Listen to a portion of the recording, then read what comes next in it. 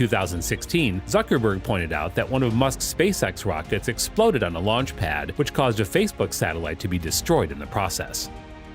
Zuckerberg wrote at the time on Facebook, "I'm deeply disappointed to hear that SpaceX launch failure destroyed our satellites that would have provided connectivity to so many entrepreneurs and everyone else across the continent." Followed by, "I'm deeply disappointed to hear that SpaceX's launch failure destroyed our satellite." Even though the comment was intended to be lighthearted, it was seen as further escalating their dispute. After being informed about the event by witnesses of the Twitter fight, Musk said, "It was my fault for being an idiot." Although Musk has 6.9 million Instagram followers, his hate for Facebook doesn't extend to Instagram.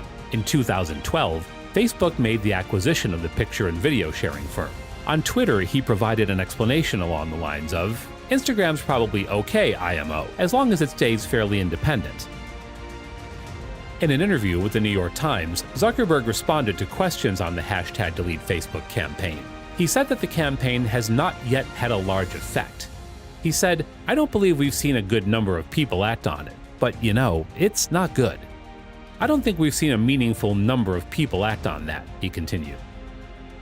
"I believe that this serves as a strong indication that this is a significant trust problem for people, and I am aware of this sentiment. And whether people uninstall their app over it or simply don't feel good about using Facebook, it's a major problem that I believe we have the duty to address because it leads to people not feeling good about using Facebook." On the other side, Apple CEO Tim Cook made a connection between Facebook's business model, which uses data to sell targeted advertisements, and real-world effects such as increased violence or a reduction in public confidence in vaccinations. Although Facebook was not specifically mentioned during Cook's presentation at the Data Privacy Conference in Brussels, it is clearly evident that the social media platform was intended to serve as the focus of the Apple CEO's caution. If a business is built on misleading users, data exploitation, and choices that are no choices at all, it does not deserve our praise. It is deserving of change, Cook remarked. Cook was also critical of recommendation algorithms that steer people toward extremist organizations, something that Facebook has come under criticism for doing recently. Facebook said that it would no longer promote political organizations automatically going forward. Cook also stated that, in his opinion, some businesses incentivize information that might damage the public's belief in vaccinations in an effort to increase user engagement. He added, "At a time of rampant misinformation and conspiracy theories juiced by algorithms, we can no longer turn a blind eye to a theory of technology that says all engagement is good, and the longer the better."